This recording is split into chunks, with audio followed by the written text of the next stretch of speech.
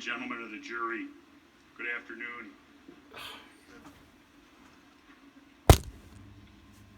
Showing you a snippet, State's Exhibit 18, which Mr. Binger just spent 3 or 4 minutes showing that Mr. Rosenbaum wasn't around.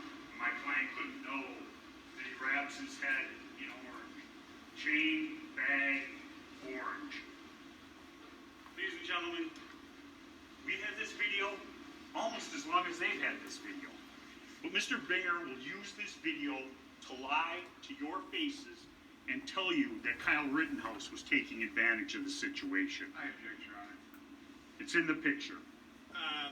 It's argument. Ladies and gentlemen, this case is not a game. It is my client's life. We don't play fast and loose with the facts, pretending that Mr. Rosenbaum was Citizen A #1 guy. He was a bad man. He was there. He was causing trouble. He was a rioter. And my client had to deal with him that night alone. When I say that the truth matters and this is not a game, what do I mean by that? Mr. Binger is the one who put on the Kandiri brothers.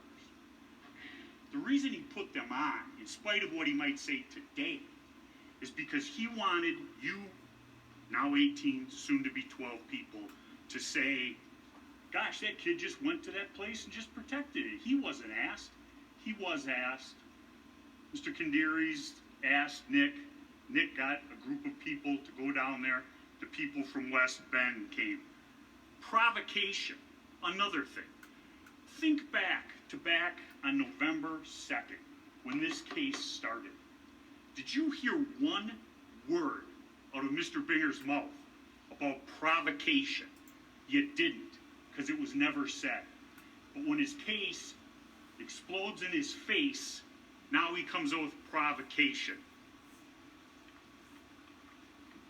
That was open. And most importantly, in opening, quoting from Mr. Binger's first paragraph of his opening statement on November 2nd, 2021. This occurred after the defendant chased down Mr. Rosenbaum and confronted him while yielding an AR-14. Ladies and gentlemen, you've seen the videos. Mr. Rosenbaum sees, and I'll show you the video in my closing argument. You'll see Mr. Rosenbaum take off when he sees my client coming, along with the Zeminskis, to set up the ambush of my client. Provocation? I don't think so.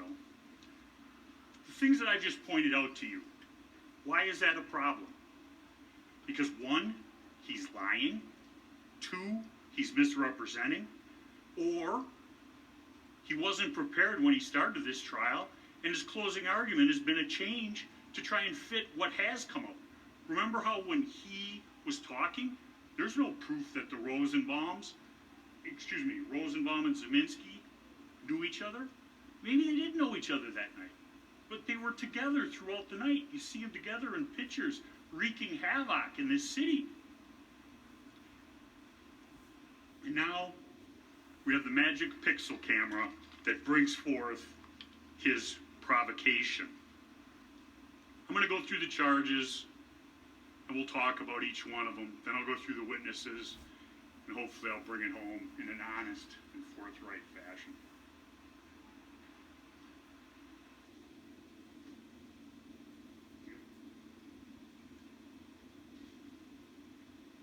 Count 1, reckless homicide.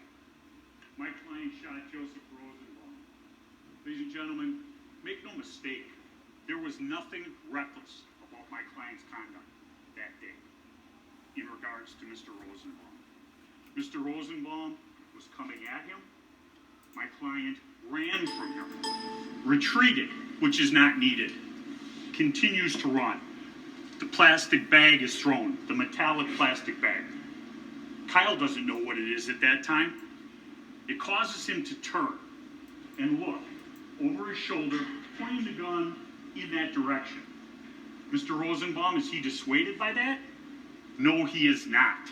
He continues running and advancing on my client. That whole time, the state doesn't say anything about Mr. Zeminski firing the shot.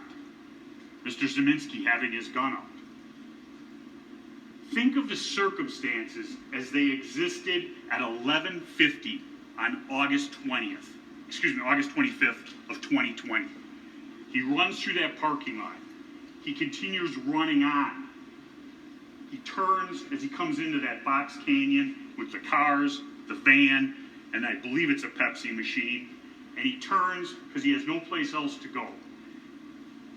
I'll show you the Zanin video later on.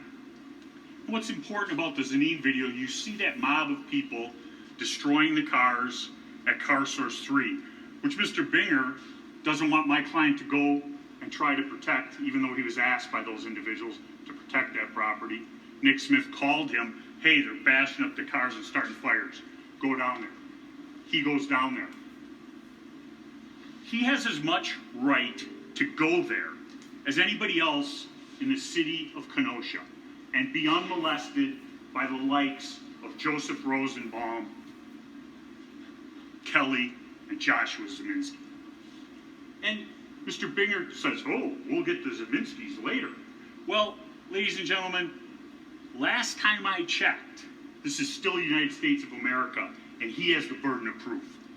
If he wants you guys to believe that my client pointed a gun at him, call the Zeminskis, put him on the witness stand, ask him questions, and let me or Mr. Sharafasi cross-examine him.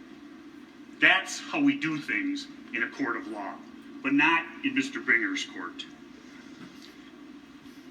He says, I'm blaming the victim. As a defense lawyer, I might get accused of that more than some other people.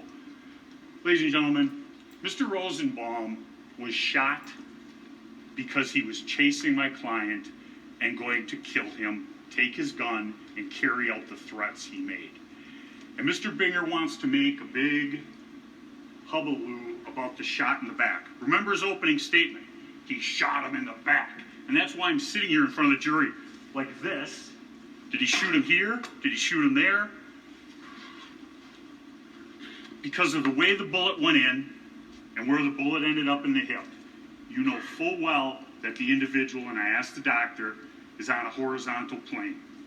What is that horizontal plane consistent of? Somebody leaping, lunging at my client. And we know how close Mr. Rosenbaum was to my client. The furthest he could have been when it started, the first shot, 4 feet with the stifling. We know that his hand was on the gun. Mr. Binger wants you to believe that that was just happenstance and accident. Come on, people. Physical evidence does not lie. Use your common sense and good judgment. He talks about Mr. Rosenbaum just somehow ending up down at the riots. Remember that? Mr. Rosenbaum, according to the testimony, walked from the bus center 4 miles out to Ms. Swartz's house, and then he couldn't stay there for some reason, and 4 miles all the way back. That's not just ending up. That's going someplace with a purpose, and throughout the night, you saw his purpose. And there was more than one piece of testimony about Mr. Rosenbaum, whether it was a hospital or whether or not it was a jail. Remember that? And there was testimony regarding his medication. Ms. Swartz said we couldn't get medication because the Walgreens were all boarded up. She said, the hospital said, they gave him his medication. So whatever facility gave him his medication.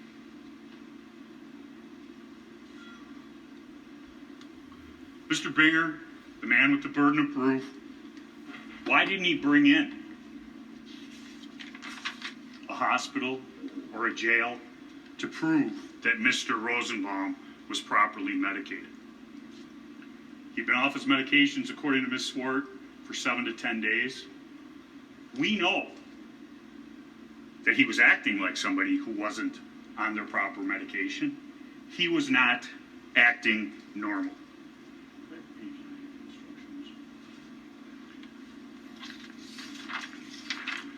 Next.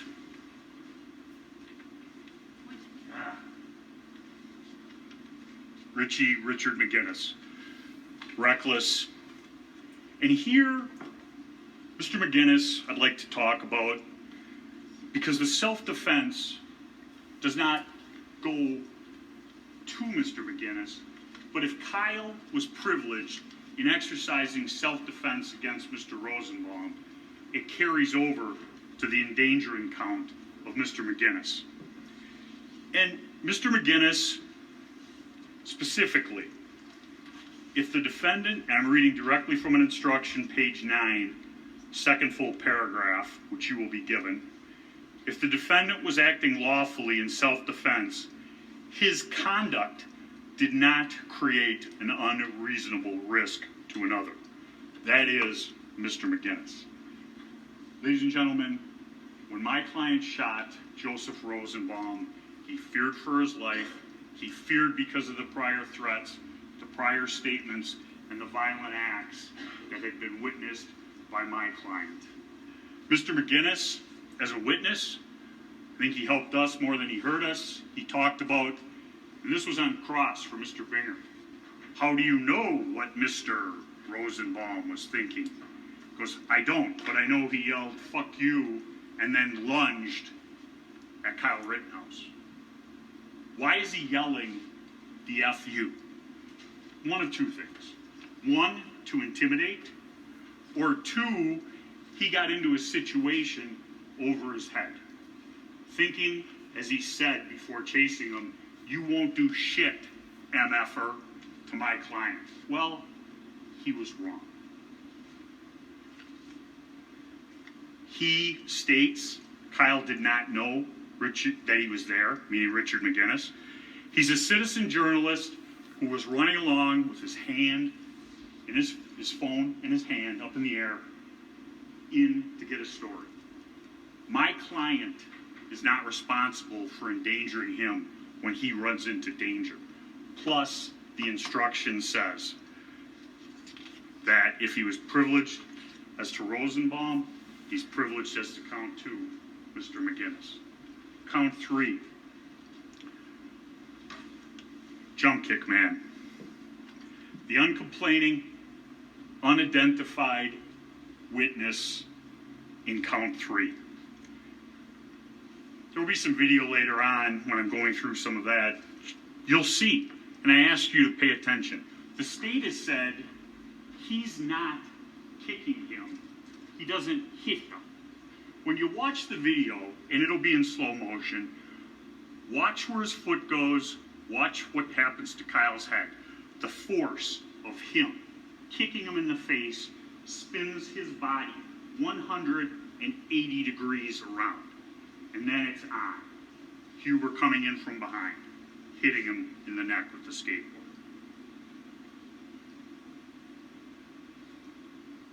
Ladies and gentlemen, what you see throughout event number 2, and this is the beginning of it, is individuals working in a mob.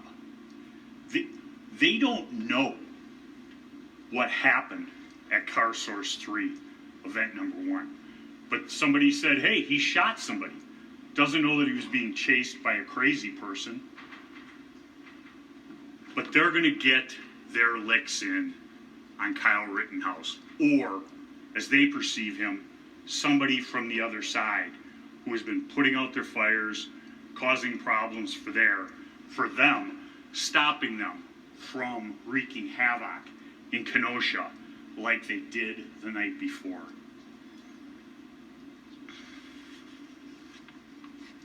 And ladies and gentlemen, the standard is likely to cause death or great bodily harm.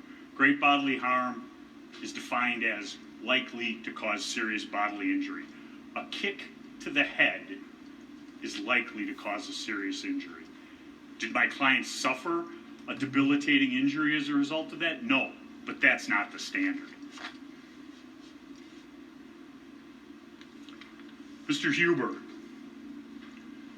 he's a rioter, pushing a dumpster that lit on fire, going to the barricades to pick up pepper balls, throw them back, pointing his middle finger at the police. He's assisting Rosenbaum at the gas station, hits Rittenhouse 2 times with the skateboard, and attempts to disarm him. You'll see it all in the slow motion video later on. And Kyle Rittenhouse is running away from Anthony Huber. The state wants to call my client an active shooter. And the reason they want to do that is because of the loaded connotations of that word. Everyone has heard of the theater killings, the school shootings, and things like that.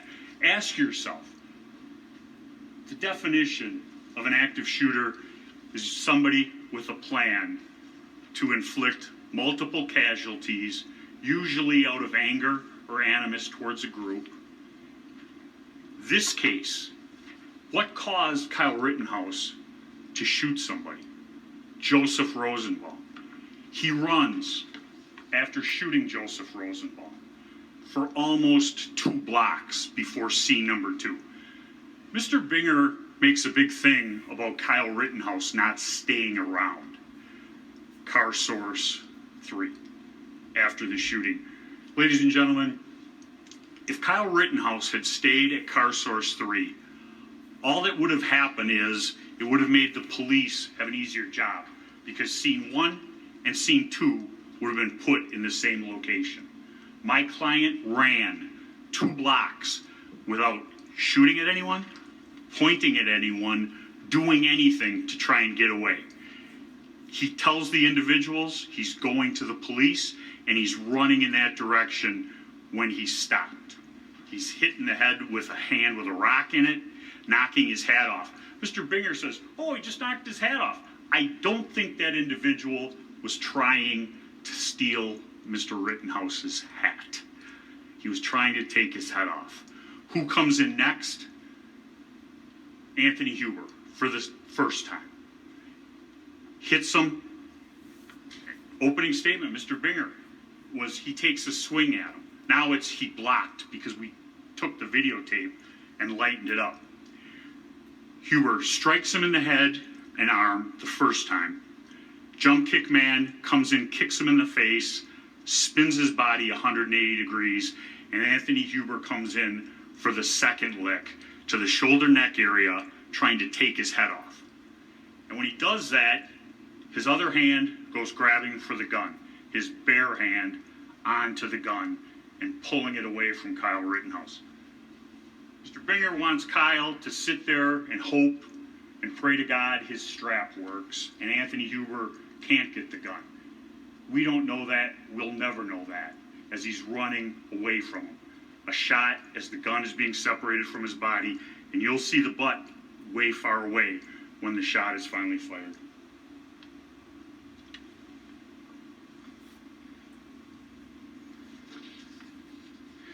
Even Gage Grosskowitz said he was concerned about the blows that Jump Kick Man and Anthony Huber were inflicting on Kyle's head. That's probably the only thing I agree with Mr. Grosskowitz. Gage Grosskowitz. The state must prove beyond a reasonable doubt that what Kyle did under those facts and circumstances was unreasonable, that he was not entitled to self-defense. Consider all the events that had occurred that evening. Him being attacked, kicked in the head, hit in the head with a skateboard, other individuals running up on him, and now Mr. Grosskowitz runs up on him. And the first action of Mr. Grosskowitz, and I'll go through the video later, is really, he's running in, the hand is coming up, and the gunshot with Huber goes off. And the natural reaction is the flinch. He covers up. And then he pulls his hands up. And as he's standing with his hands up, look, he's not gripping the gun anymore in a pistol grip. Hands apart, hands up. And as he comes in to finish the job, the hand is on the gun going for Mr. Rittenhouse. And he says it's an involuntary movement. The shot comes before it gets directly to his head. But the motion is coming, the shot, and it continues on with that momentum. Enough momentum to go through the bullet and point directly at Kyle's head. Does Kyle fire again? No, he doesn't. Actions likely to cause death or great bodily harm. And he is coming in with a loaded Glock. And we asked Mr. Gage Groskowitz about it. He wouldn't even admit that there was one in the chamber. That's why we had to put on the officer to talk about the unfired shell casing. Lukowski talked about clearing the weapon and a live round coming out. Because Groskowitz won't say anything that puts him in a bad light. Groskowitz, the person who has 10 million reasons to lie. And we all know he did lie. Because he never gave a new interview after giving his statement saying he dropped his gun going down the street. Ladies and gentlemen, those are the charges. Those are a synopsis of the charges. As I stated, the burden is on the state, and they must prove beyond a reasonable doubt that my client did not have the right to self-defense. Kyle, as he sits here, is presumed innocent of all charges. If there is any reasonable hypothesis to reconcile with Kyle's innocence, that is what you are to choose. Remember, when looking at the burden of proof, they have it. Think about some of the things, the shoddy investigation, the rush to judgment from the Kenosha District Attorney's Office,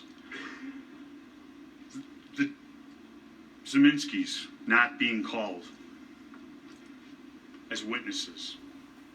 They have the burden of proof. We don't. They want it to be that Kyle was out there doing something improper. Kyle was a 17-year-old kid out there trying to help this community. He was asked to provide help in protecting property at the car sources. It started, and he did it. He did provide aid, and he was asking if anybody needed aid. Whether somebody chooses to accept that aid, that's on them.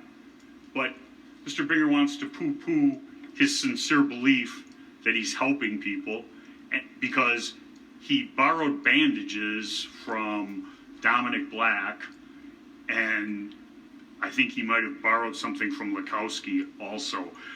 But in the picture, when the Kandiri poses with all the people who are going to protect his property, there's Kyle's big orange gator box. He's got his pack on, filled with things, and he's willing to do that. Ladies and gentlemen, Kyle was not an active shooter. That is a buzzword that the state wants to lash onto because it excuses the actions of that mob on the 25th of 2020. Whenever Kyle was there, he reacted to people attacking him. There's numerous times, and you'll see him on the video, he does not shoot. He runs 2 blocks from 63rd to 61st Scene 2 without firing his weapon. Individual hits him in the back of the head. He does not turn around to address that threat. Huber takes a swing at him with the skateboard like that. Kyle blocks, and the skateboard's knocked out of his hand. He doesn't turn around and shoot him. He keeps running and falls from the 2 hits. He's run that far, and yet somehow he just fell over on his own. As soon as he's on the ground, they're there attacking him. And you see the people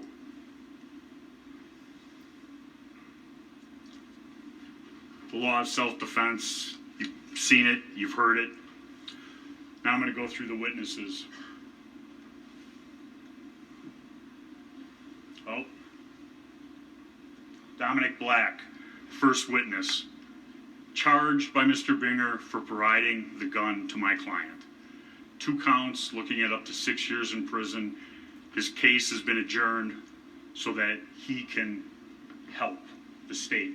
I don't think he helped the state that much. I think he was a pretty truthful witness, all in all.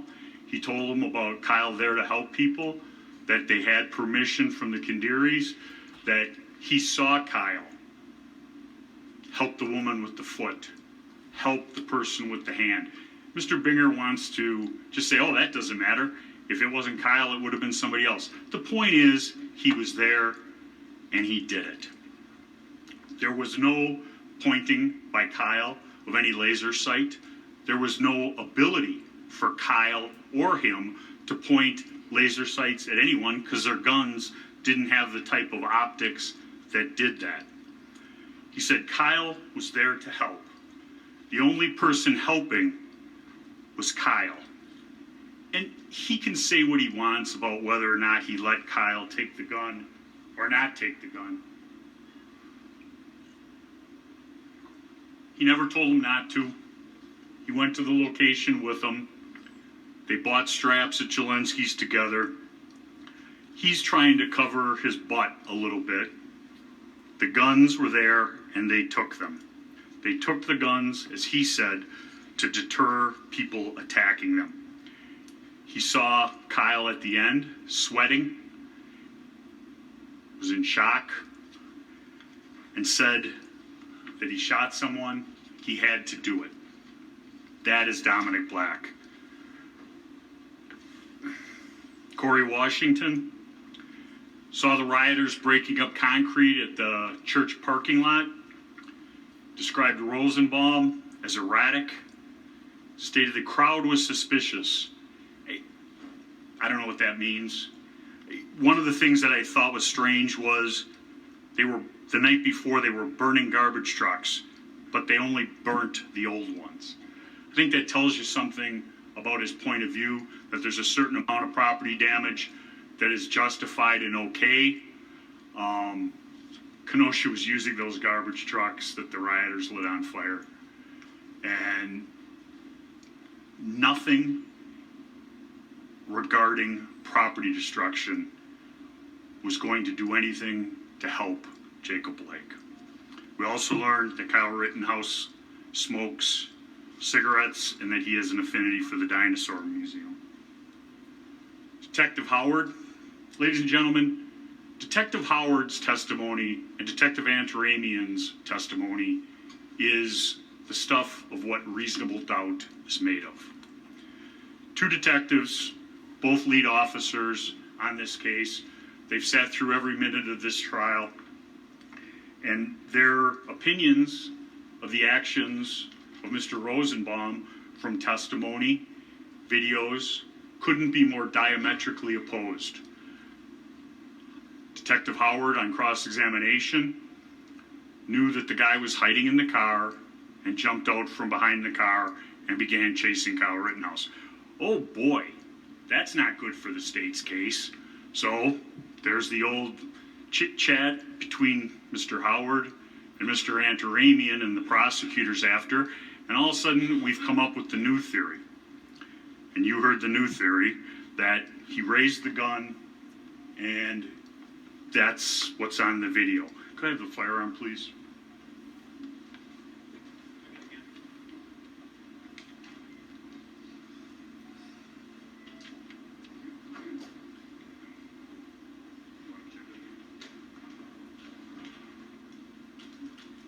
Told me he checked it. You checked it? He told me he checked it. When? Before lunch. After lunch? Before lunch. Check it again.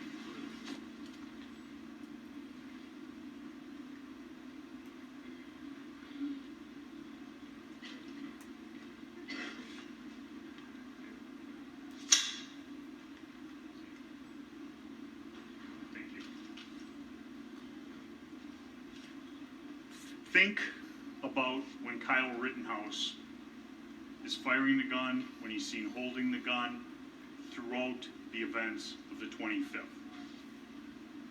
Shouldering the gun, and I'm not going to bring it all the way up to my shoulder, to the right shoulder, which would be a stance like this. The reason I objected in his closing argument is because that's not the way he was standing. If he's standing like this is right-handed, pointing the gun this way, up at the ready, his back would be to the drone footage. In the drone footage, you see the arm. It would be somebody having to hold the gun left-handed. This is a right-handed firearm. If this gun is brought up to his face and it is pulled back,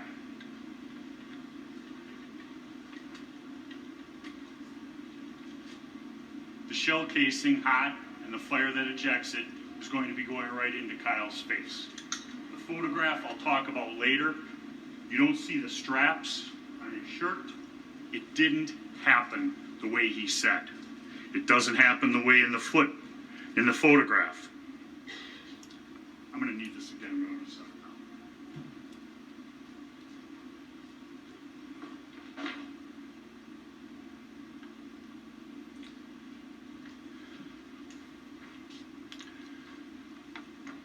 Burden of proof, once again. The telephones, the searching of telephones with search warrants, the subpoenaing of records. I have no problem with that. It's good police work. But when you pick and choose and you make favorites, it's not. My client testified, and I'll say it this way, the detective testified that my client's phone was sent to the FBI. It was unsearchable because of the operating system. The FBI and the federal government had not cracked it yet. We found out about that. We had nothing to hide. Here's the numbers. Search the phone as long as we're given a simultaneous copy. So we have what you have. We can have our experts look at it. They can have their experts look at it. So we know that there isn't anything added or deleted. We did that. We gave that to the state. If we had something to hide, they never would have gotten in that phone. They took the phone, they made a copy, they searched it. Lo and behold, nothing of an incriminating nature in it, nothing militia, white supremacist, any of that. Gage Groskowitz, different story. They had a valid search warrant for it. The only search warrant that these guys have never not executed when it's sitting right in front of them. Not just that, but Mr. Groskowitz could have consented to them going in the phone. If he has nothing to hide, why not?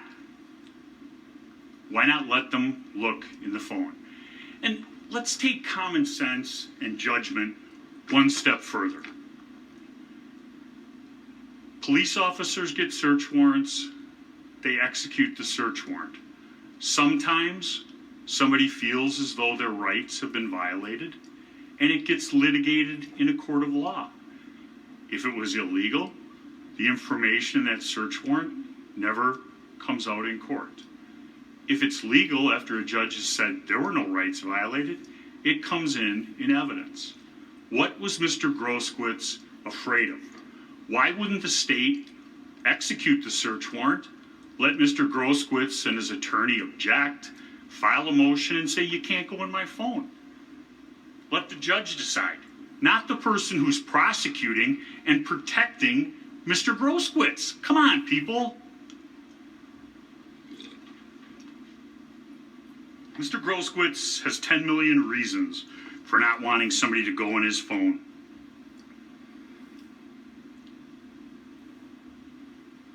The timing with the detectives and some of their actions, I think, are very important.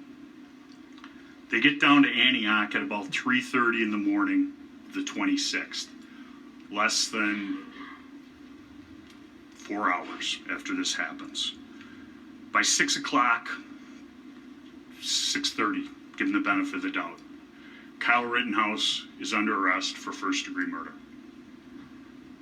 There's not been any autopsy done. There haven't been any witness statements taken. They've got 2 or 3 videos.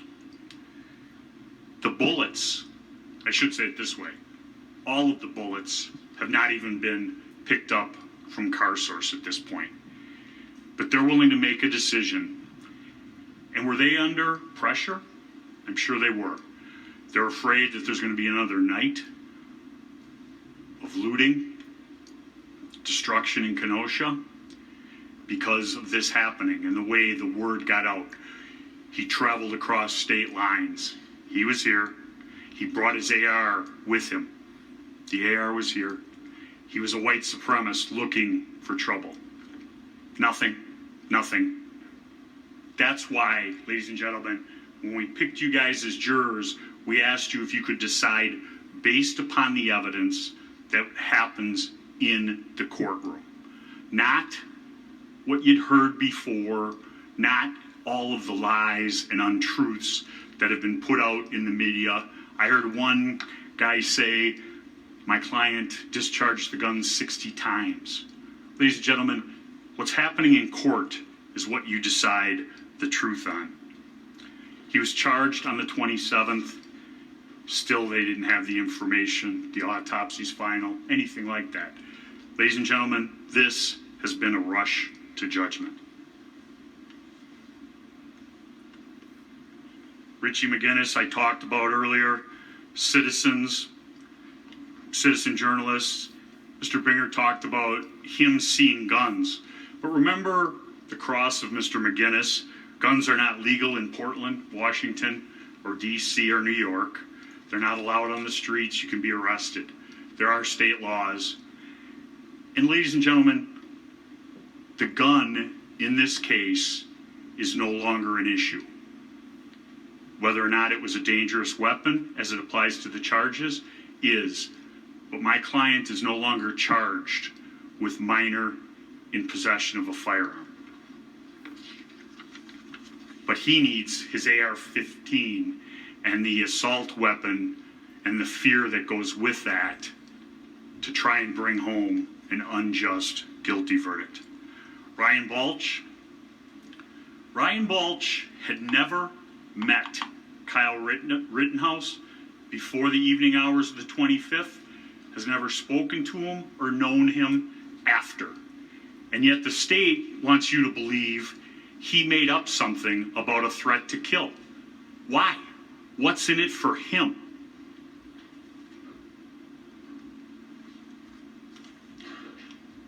The threat. If I get either of you alone, I will kill you. That is a threat with a statement and a promise. And lo and behold, the chance presented itself to Mr. Rosenbaum, and he attempted to execute it. And I don't for a minute believe that he would have done it if it was Mr. Balch, who's much bigger than my client, muscular, well-built, and much more assertive and forceful. Rosenbaum, like any, as he referred to him, I don't even know what he called him, a rag doll, whatever, but the little guy who gets beat up likes to go after the next littlest guy. He saw Kyle alone, and that's what he chose to. Or he could have been mistaken and thinking it was the other person at the ultimate that he went after and had to be held back. They were dressed very similarly, baseball caps, mask, and the only difference was the difference between shorts and a long pants. I can't answer that. Mr. Rosenbaum at this point, I guess, can't either. But you see Mr. Rosenbaum right around the time in question at that location, menacing with his chain.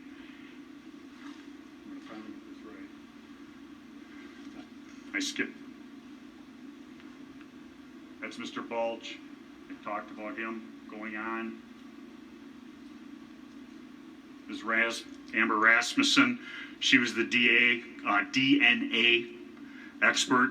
What I say to you is DNA is an incredibly useful tool, but DNA is only as useful as what you put into it.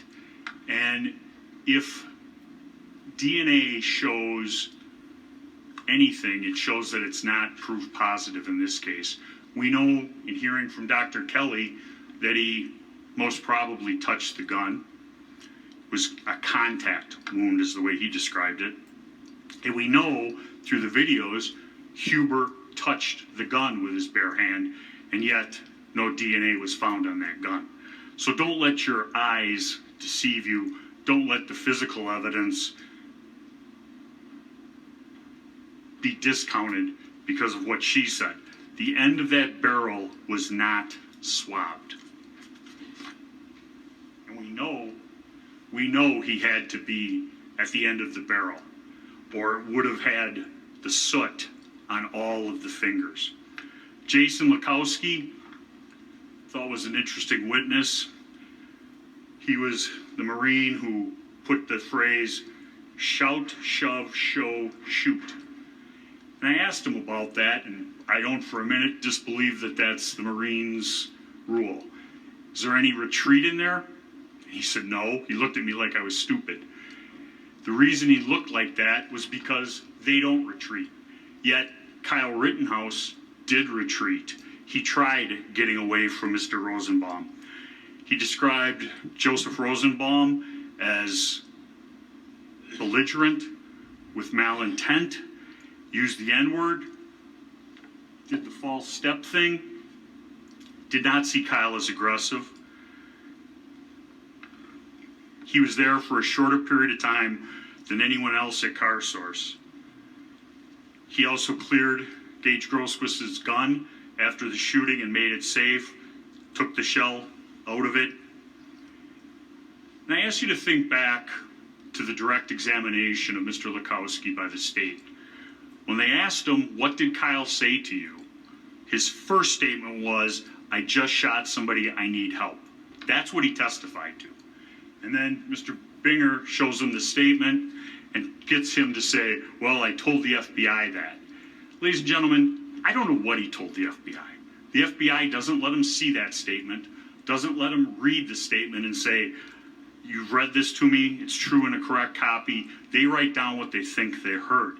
I ask you to think about what he said.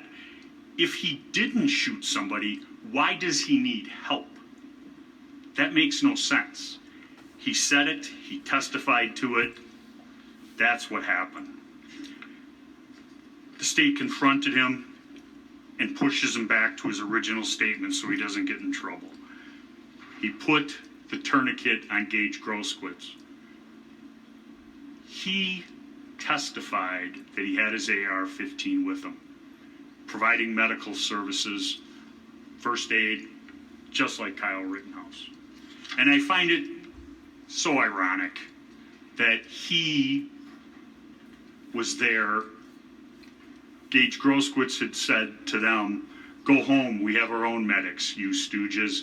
And who ultimately helps him with his tourniquet?